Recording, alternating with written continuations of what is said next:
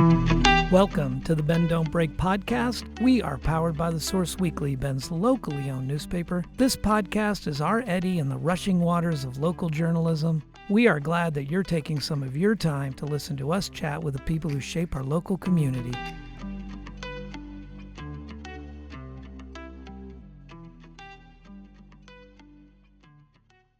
Thank you to our presenting sponsor, RE/MAX Key Properties, a family-owned full-service real estate brokerage specializing in residential, luxury, commercial, new construction, and ranch and land properties. Their new state-of-the-art facility at 42 Greenwood Avenue is a modern, collaborative space and the new home of the Bend Don't Break podcast recording studio. I'm Aaron Switzer, producer of The Source Weekly and your host for today's podcast. Our guest today is John Kish. He is the founder of the world's first indoor plant shop and theater space, Somewhere That's Green, and the Greenhouse Cabaret here in Bend, Oregon.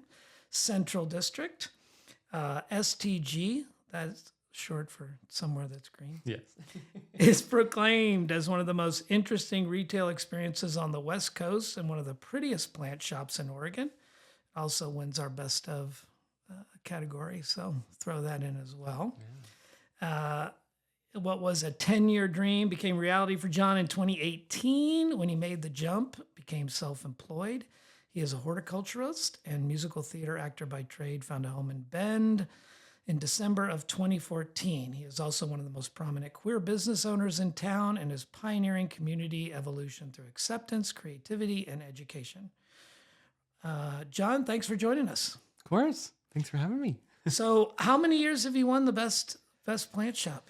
5 years. Yeah. I mean, that is a great run. Thank you. I have discovered through one of my sales reps at The Source how important plants are. I mean, I like indoor plants. I have them in my house, but I will be honest, I'm not passionate, or I didn't know that one could be that passionate about indoor plants, but I've been schooled in that category. Yeah? Yeah. What is your favorite that you have? My favorite's a rubber tree. Okay. Because I bought it when I was married, or just before we got married, and it was about that big. Yep. And now it's a monster. Yep. Has it branched off yet? It's branched. Yep. I keep cutting it back. It's at the point where it'll outlive me, probably. Is it like 10 feet tall yet? Yeah, it's bigger than 10 feet. Yeah. Yeah, it's in a space where it's got a window, and it loves to just stick to the glass and go up the glass. And yep. I see them, and it by no means should be in Bend, Oregon. So that's awesome. How does well, let's talk about you. How did you come to Bend, Oregon? I mean, you've got a good question collection of things that would lead you somewhere else, but you ended up here. Yeah, I mean, I think I grew up in a small town, and then I got out pretty quickly and found love in cities, and so I lived in Seattle, lived in New York City for 4 years, and kind of did the big city thing in my 20s. But as most people know, as you get older, you're like, I don't want this anymore.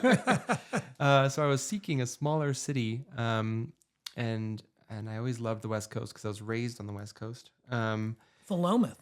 Yeah. It's a pretty small town. Very small. Yeah. But my family moved there because they had the Clemens Foundation grant, which was if you did K through 12, you would get a free ride to any college. Okay. An amazing opportunity for a very small town. Yeah. So my parents were very poor back in Pennsylvania, Bethlehem, Pennsylvania, which is where I was born. They just thought that'd be a great opportunity for their children. To be the first to go to college in our family, and pursue a lucrative career rather than just what our family had been, which were coal miners and stuff like that. Wow. Steel mill workers and stuff. Yeah. So anyways, so here we are. And I ended up coming back to Oregon just to kind of get back on my feet after leaving New York. And my sister was living here at the time. So I literally slept in her closet. Living in Bend? Yeah. Okay. And so I stayed there for a couple days after a Thanksgiving trip and fell in love with Bend very quickly. This was December of 2014. Well, I guess late November. And I was like, this is just a nice holding spot until I maybe go to Seattle again or Portland or somewhere in California. Yeah. Never thought it was going to be permanent. Yeah. But there's been many different key points in my life that made me say, hey, you need to stay here. Yeah. You need to put roots down. So now I'm here and going on 10 years. When you're in a big city, like, I mean, obviously anybody who, or not anybody, but a lot of people growing up in a small town, they dream of the big lights and Yeah. big city. Was there a moment for you when you were in those big lights, big city, where you were like, man, I could use something small right about now? I mean, Yeah. I mean, it was that 4th year in New York. I think the honeymoon phase had worn off. yeah, I still also had a definition that New York was success, right? If Yeah. I made it there. yeah. If you can make it there anywhere, right? Right. That's the saying, at least. And I felt that way. I felt, Broadway was within grasp. I kept getting pretty good gigs, theater-wise. Yeah, Plant-wise, got kind of quiet. I did work for Rockefeller Center for a bit, a winter, but school was really hard. And so it was like 18-hour days at school. It was a conservatory. So plant-wise, it kind of went away. But I was really focusing on theater. But I ended up booking a gig that we traveled down to Ecuador, and we did cultural exchange in Ecuador. And we lived there for a month teaching theater to small villages and schools. was this from the conservatory? Or was this just something? This was a different program Yeah. that they actually audition you, they interview you, Okay. they want to see if you're culturally with it. And it's not just about the art, it's also about like a full cultural exchange. Uh-huh. And I've always loved Ecuador, and I've loved the color of the culture, and I've loved their movement and dance. They also have a lot of mime down there. I was a mime at the time in New York City. I was part of the American Mime Theater Troupe. I would So at love. the time, I was very... I don't think the camera will catch it, or we'll have you do. That's French get up. pantomime. American mime is very different. It's very focused on emotionally driven movement Okay. and less of a panto, which is Oh, is more French. So there's types of mime. Fun fact. Who knew? Who knew? Yeah. We still did wear full leotards, black leotards. White face. No, Okay, we were just that's very, French, right? Yeah, we just had our hair back and full like high-necked black leotard, like full neutral. That's such a wild time of my life. But anyway, so I knew of Ecuador and I studied Spanish, but obviously the Amazon, which was my like goal in life as a plant lover to go to, right? That's like the apex. Yeah. Theater and plants still right there. Yep. So and that's why this program attracted me. It was called Dramatic Adventure Theater, DAT, and they go different places all around the world. But this year it was Ecuador, and I got in, and I chose the group that went to the Amazon. So for 10 days, we actually lived in an impoverished village in Ecuador with the Shuar culture, which is a dying culture of people and a dying language of the Amazon people. But it was really interesting. I mean, poverty aside, which is really sad to see how deforestation and preying on natural resources has really affected these communities. All that aside, the beauty of the Amazon, the intensity and the sheer it's horrifyingly large and dense. And the minute you just stopped for a second, everything around you became alive, which was insane to watch. Yeah. It was like Avatar times 10. I don't know how to explain it to people. And it's only one of those things you experience when you're there. You also can't touch anything with your skin. Like all the mud has viruses, and so you're in fully covered head to toe in like 90-degree weather. Yeah.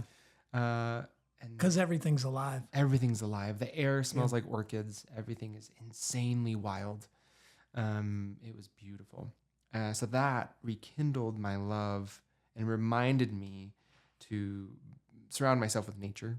And so that's what got me out of New York, truly. So did you come back from Ecuador to New York?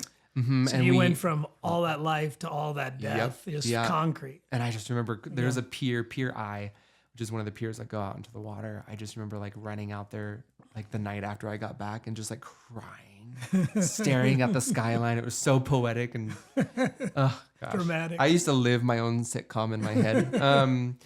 But yeah, I just realized I had to be around nature if I wanted to create at my best. Yeah. I need both worlds. Yeah. It's not a if or, it's an and, for sure. And so when I started realizing that, I think that's where I started setting my sights on the West Coast again, because a lot more of nature is integrated with city life in West Coast. So that's where I started making my way back. Yeah. I want to get deeper into your theater, but it seems like the horticulture, the green part was first. It absolutely was. And how do you take from there and end up just I mean, we all would love the Amazon. I would Oh, not totally. open a indoor plant shop after going there. Absolutely. So how did that, Yeah. how'd that love affair blossom? Why so Totally. passionate about that kind of thing? I wish I knew. Yeah. I mean, it's just one of those things that are in me. Just like a writer needs to write, I needed to grow things. Yeah. And it's less about that I love plants, and it's more that I am obsessed with watching things grow. Mm-hmm. It's more about the growth of how something so small and minute can turn into something so giant and complex and painted and colorful. Yeah. Yeah. It makes no sense whatsoever. And I love science because of that. And you are constantly studying and learning. Science, especially horticulture, is always an art form that you're forever learning. You're never done learning, right? Yeah. And I love Can always that. do better. Absolutely. My friends literally quiz me when we're hiking. They're like, John, what's that? And I was like, I don't know. I always feel like a failure. But yeah, no, it's just, I've always, since I was 5 and I had my first garden, I was the second grader bringing in vegetables to show and tell when everyone else was bringing their toys and Barbies and NASCAR. So I was the total nerd. So I think at the time it was for, I didn't care about social status as much. And so I kind of got away from it for a bit, but I always had my garden at home that in high school I would tend to until it was dark out. My mom would call me and she's like, dinner, it's 10 o'clock. But I had to, I always was in there. I was breeding in the morning. I was up before the bees and I would cross-pollinate my vegetables and create crossbreeds and colors of tomatoes and stuff on my own. How old were you? That's when I was in high school. Yeah. I did like prairie restoration in Philomath. So a lot of lumber mills had closed in Philomath. Yeah. And so there's all these like vast areas of land. And so here we are, 16, 17-year-olds out there repopulating with native species, learning about the watershed, learning about trout and traveling in the water and the rivers and getting things to remigrate. And we got it classified as a wetlands by the time I graduated. Which was really cool. My teacher at the time, Jeff Mitchell, he truly instilled my plant obsession.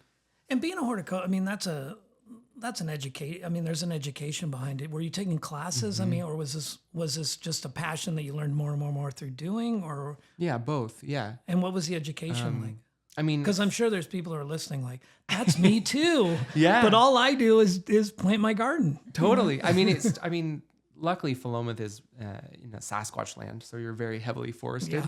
So I was really lucky with a lot of stuff right at my fingertips, plus Oregon State University is right there, which is one of the leading agriculture schools.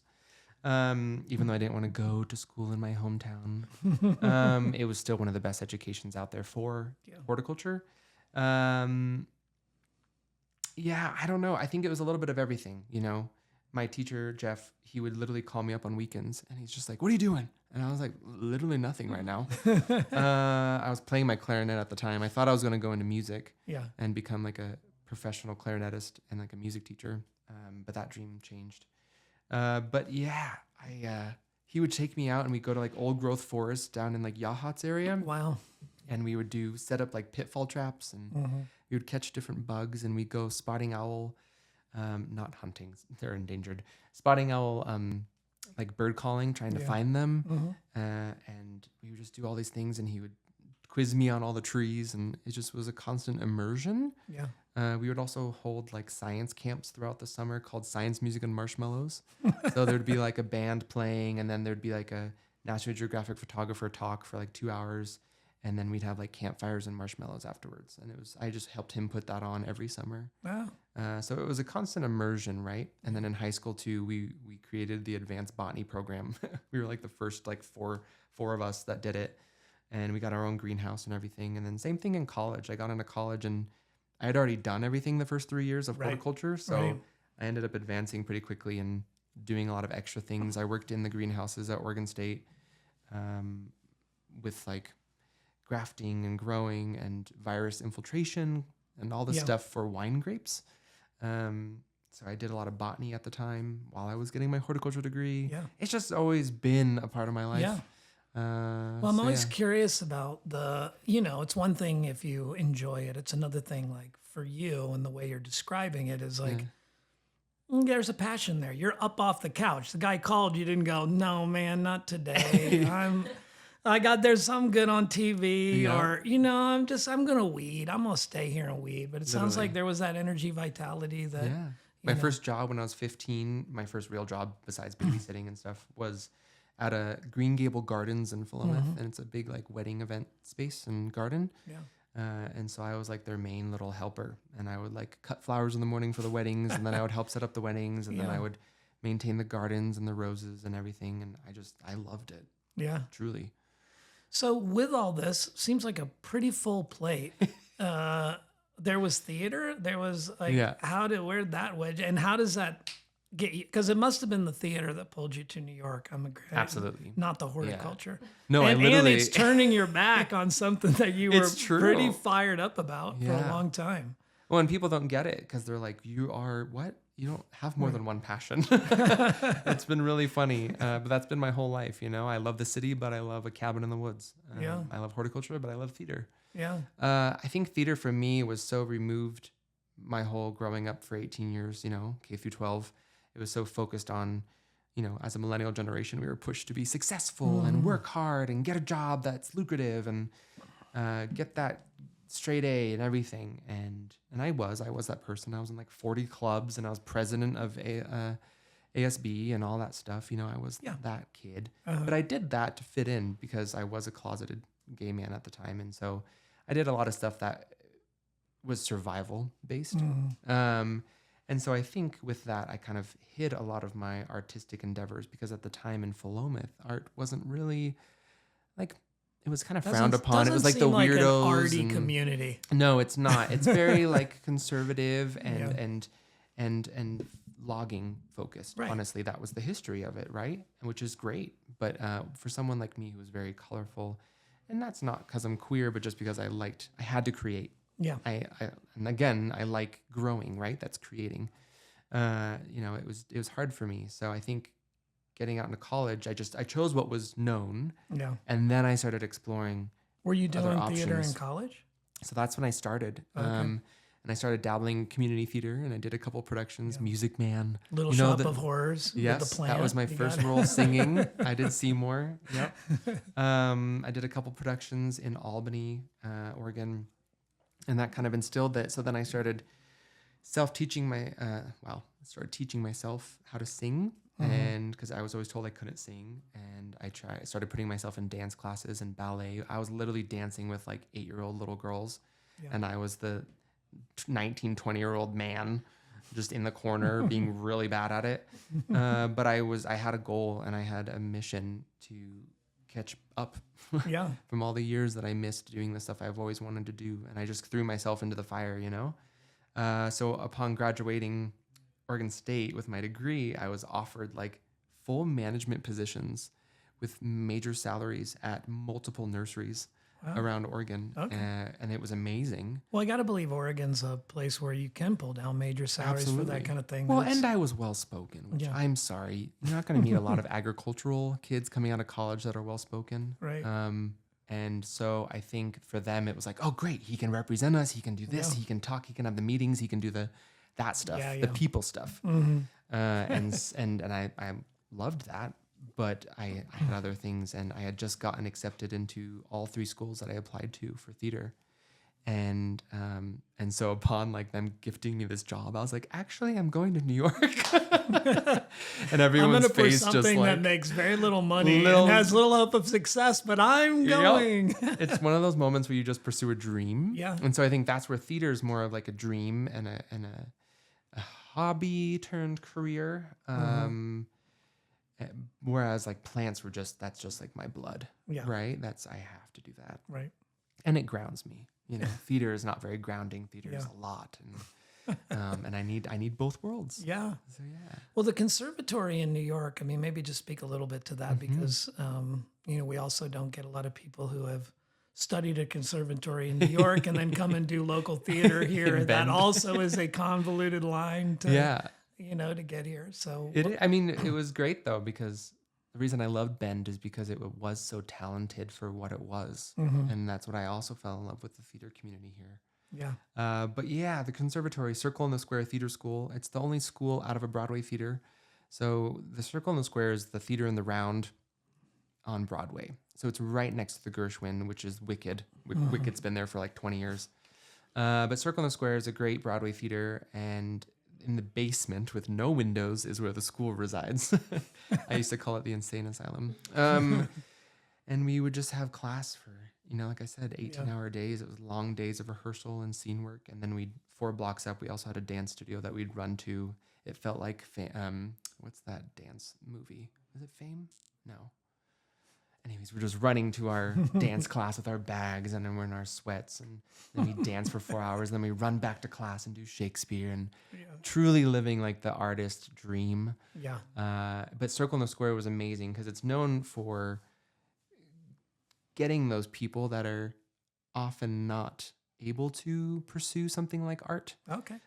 So it's a class of 50 kids that get selected every year for a 2-year conservatory, but we're all like oddballs from all over the country. Yeah. Was this right? like I'm the small town Philomath kid Right. who wants They to were make like, it big? I filled the like hick bill of like Right, the Oregon boy. Here comes the logger's child. Which in my mind, I was not like that at all. But now that I look at it, I was like, oh, I totally was. But yeah, and there was like a woman from Iceland and like a guy from Canada who's an ex-gymnast. And like, so we were just hand plucked from all over the country. It's an odd group. But that's how every year is, right? Yeah. Huh. And they were able to create originals. People that came out of that program, Lady Gaga went through that program, but Stephanie at the time. And so I actually got to meet her mom and stuff because she still does fundraisers with Circle. And Philip Seymour Hoffman went through that program. Adina Menzel went through that program. What's his name? Al Pacino. He was like integral into the creation of it. So he had like a mural on the wall at one point.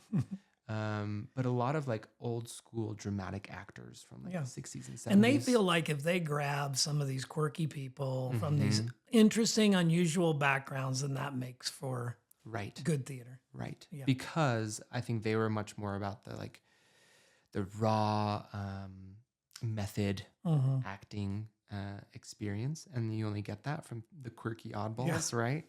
And so that's kind of what we were. Whereas like AMDA or NYC or Cap 21 or all these like fancy theater schools, you have to have money to go to those, and a lot of us didn't. And so they had lots of scholarship programs or opportunities to pay for Circle in the Square, which was really, really cool. Yeah. Another thing with like, AMDA, who's an amazing theater program that turns out amazing artists. They're all the same though. A lot of them are cookie cutter types, which is great. Those book jobs, I'm not complaining. However, our Circle, I think, was truly about originals, and that you're going to be quirky. Yeah. Yeah. So yeah, we did that for 2 years, and then I stayed 2 more years working in the industry, auditioning, singing, dancing, all that jazz. And then ended up here. So let's bringing it to the present. Yeah. Like you're in Bend with this mixed bag of talents, and you merged them both into like this nice hybrid of plant store and theater. And I don't know if people know really what Greenhouse Cabaret is, but maybe tell listeners a little bit about. Yeah. I mean, they should know, but. Well, it's only 2 years, whereas the plant shop is going on 6 years. Yeah. So, and people still find the plant shop, like first timers. And so I'm like, it's going to take a while to build the theater. But yeah, we are the first, what I'm calling professional theater space, because we are paying all of our actors and crew, trying to elevate performance quality past community theater. And because community theater will always have a place in any community. Sure. I think that is integral. However, for those that want to have an actual profession, whether it's a costume designer or set builder or painter or whatever, you want to be able to get paid to do it, including myself. And that's what I did in Portland. That's what I did in Seattle and New York. And so for 5 years here, I was fine with volunteer community theater. Sure. But at a certain point, I was like, okay, it's time to like create more. Right. And sometimes just doing a production isn't enough. You kind of have to have more control of the whole space and and how the money is allotted. Yeah. So that was kind of the dream. So when I built the plant shop, that then helped sustain and get the theater up on its feet. Right. And it's been great. We're wrapping up our first full season. So we did 5 main stage productions this year, plus a dappling of smaller events, cabaret events, types of things. First off, I'll say the cabaret is not, most people in Bend think cabaret as something sleazy and Well, you can blame theater productions for that because they're Right. always depicted that way, and then right. And so it's I a try to. self-inflicted wound. It's true, and I knew it was going to happen, but I was just like, well, I'm already pioneering other things, so why not Right. just pioneer this word? But it's really for like nighttime entertainment. Mm-hmm. It's usually also representative of a small space. Yeah. So this is a small nightlife entertainment. And I do drag. I'm a professional drag queen that gets hired now down to California a couple times a year. So I do a little bit of the shadier stuff.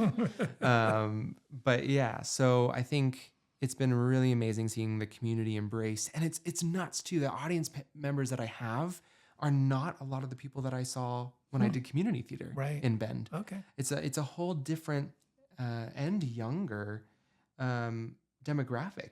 And I don't know if it's from the plant shop or I don't know if it's just what we're doing and that's what it's attracting. Sure. But yeah, it's been really interesting seeing a bunch of new people that don't really see theater in Bend, see theater in Bend. Well, it's got, I think, I mean, for as much as cabaret has a certain certain vision for people, it's also viewed as fun. Yeah. So I think Correct. the if I had to characterize the kind of vibe around your theater is people know they're going to have a good time and they're going to have fun at those performances more so than I would think where some of these more traditional community theaters, which I also love and attend, but that's not the vibe that comes with it is not the same as Right. what they can expect when they come to your performance. And I think that appeals to younger demographics, you know? True.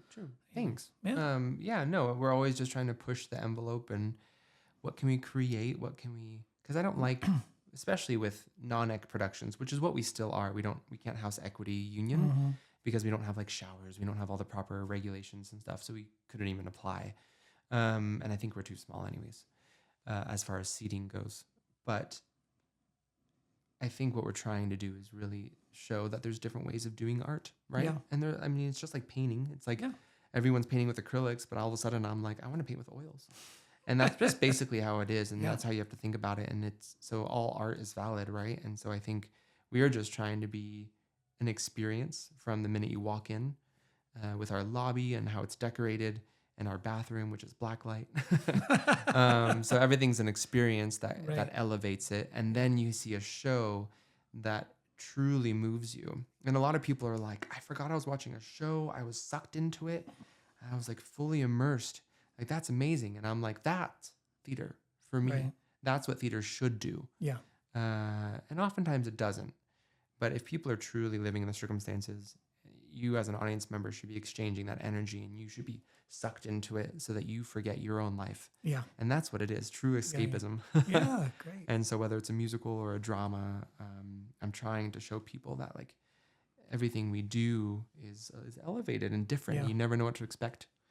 I think for people who don't understand the finances around theater, they might not appreciate what it means for someone who's got a smaller space like yours, who steps out and commits to paying actors and puts more financial risk into the proposition of doing theater in a small town like Bend.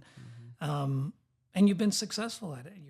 I don't think you would be embarking on another year if it were just passion. No, we've been in the green, which Yeah. has been amazing. Yeah. And I mean, it's so nice because you do know Yeah. putting on the theater in the park, you Yeah. know how much it takes and you know the percentage of like, I think people forget about royalties. Like every show we put on, you have to pay royalties. Well, that was the And- thing when we moved to musicals. It was like, don't go to musicals. They are expensive. And I was like, people love them. I was going to say the guess trade-off though. we'll is- have to figure it out, but Yeah. it's you're putting a lot out there for that kind of thing. And theater's not look, it's not it's hard to compete with video. It's hard to compete with short attention spans. Some of these plays are long. You can't do that performance. It's too long and people won't sit for it. And I'm like, we're doing the play. Like it's That's where I get fired up and I was like, watch me. right. And I'll change your mind. And that's what it feels like in Bend because Yeah. Bend is not people that are traditionally interested in theater. Right? And No. so we have to do things that convince them again that we do want this Yes. and that you do want this. Absolutely. And- That's been one of the most fulfilling things for Theater in the Park, I think, as we embarked on this Shakespeare in the Park Yeah, initially. And, I come from an English background, so I was very into Shakespeare, wanted to bring Yes. Shakespeare to Bend, found out that will only go for so long. After Midsummer Night's Dream, people's attention span for Yep. it's over. And when we shifted to musicals, I was, pleasantly surprised, and it's grown and there's interest there. And to see that enthusiasm for an art form that I guarantee for most of those folks, they're doing it once a year, twice a year maybe. And maybe they do it more afterwards because they had a great time and it was fun. Well, and I'm sure it's helped support me, right? I Yeah. think I don't think there is a saturation limit for theater or art in general. Yeah. I think people often confuse that with other business forms. Mm-hmm. I think the more theater, the more the culture around it is supported. So then people just want to keep seeing more. Yeah. I mean, look at Ashland. There's no reason that Ashland should have what they have. Right. But it took, one person to grow something and then a Yeah. bunch of people to kind of like rally around that. Yeah. And then multiple things started popping up around and it all fully sustained itself. Right. Right. And so I'm sure people that see theater in the park are like, wow, man, theater is getting better in Bend. Maybe I want to go see more stuff and maybe they'll Yeah. check out my theater. Yeah, and I know right. for a fact that happened because Yeah. there was a couple people that were very toasted at, Yeah. at the Mamma Mia performance. That's what I was told. Yeah. That then had an amazing conversation at intermission about my theater with someone else. And they Yeah, were like, great. how have I never heard of this? Awesome. And they came and they saw Yeah. our show. So I think it's only going to create that culture in Yeah. Bend. That's great. I mean, I'm a dabbler. We do it one time a year and Yeah. it's awesome. And I have such a good time. It is my favorite event. You do that more we than do. just one time. You're putting on the entire I do. It's a lot of work. Right. It's a lot of work, but I'm in awe of anybody who steps into that space and is producing this kind of art, Yeah. month after month after month. And It's a representation. It's a of human existence. It is such a heavy lift, but I think it's necessary for other humans to see other stories yeah, and to escape to other stories, to feel different experiences, especially with a political climate like we have today that's so divided and ignorant in lots of different ways. And I would say both parties, if you want to go there. I think art is such a backbone to so many things. I mean, we saw it firsthand with COVID. Like Yeah. the minute any art just disappeared, we were dying. It was a desert of no art. right. But from that also Right. came some of the best art that we've gotten in a while. And so I think it's just theater and art and fine arts are always going to be there. It's Yeah. just a matter of the community kind of rising up and believing in it. So I'm excited to see where Bend is going as it grows. I think we got to remember to keep that backbone of art always there, Yeah. because that's, I think, truly important for the survival Yeah. of our town. But that's just me. Well, it's risky. I mean, you're touching on a point as, people are always so concerned about, how a town grows. Like the space we're in right now today feels culturally enriched and fervent, but there's, people are moving here from other communities and it changes. There's a lot of people coming in and I do worry that could change, but Yeah. there's also a very weird plant shop with a cabaret in it to remind people Yes. that it's Loudly reminding people Right. from 2nd Street and Greenwood that we exist. Yeah. But I come from a background where that I was void of art. I didn't grow up in art. I didn't grow up in theater. yeah, And so I get it. yeah, And that's where I think I know a little bit more on how to sell it, right? Or how to get people in. absolutely. And that was one of the first things I did when I moved to Bend was I started a cabaret series called Cocktail Cabaret, which I have since sold and someone else runs it now the last 6 years. But when I first started, it was at Dogwood Cocktail Cabin downtown and then at 10 Below, which doesn't exist anymore, at the Oxford Hotel. And I just did cabaret events because I was trying to bridge alcohol consumption and outdoor sports with the theater. Yeah. Right? I was trying to Yeah. show hey, you're going to get to do the thing that you like doing, but you also get to get something else extra. That's kind Right. of fun too. Yeah. And it worked and people loved it and ate it up. Yeah. And that was really cool. Yeah. So I think we're now trying to do that on a different level. Well, good. So yeah. Well, we're at the end of our time. I really appreciate you Ditto. coming in and chatting with us, and certainly pay attention to the Source calendar pages for Always on John's there. next up and coming performances. And if you haven't stopped into the shop, it's a quite the eclectic group of plants. Yeah. What's the one on your arm right there? That's the one that Ashley's always This bringing one? in. This one, that's an Anthurium clarinervium. It's a velvet plant. It's like a dark green with white venation. Really pretty. Humid loving, so they're hard and bend. Yeah. That's. I think Ashley has one that she continues to try to raise inside the office. We have this. I have this policy in the office: is you can bring as many plants as you want, but as soon as they're not thriving, you have to get them out. I don't like to walk into an office where the plants are sad. All sad, withered. And they're withering. And I'm like, who's responsible for these? Whose children are these? Why are they dying in the hot window over there? Oh, God. So, yeah. well, thanks, John, for joining us and sharing your incredible journey. And if you enjoyed hearing about how creativity and entrepreneurship are shaping Bend, consider supporting local, independent journalism like ours by becoming a Source Weekly member. Your contribution ensures we can continue bringing you inspiring stories and podcasts with people like John. So, thank you so much, Aaron. Thank you. You've been listening to the Bend Don't Break podcast, powered by the Source Weekly. To read, hear, and see more of what we do, go to bendsource.com.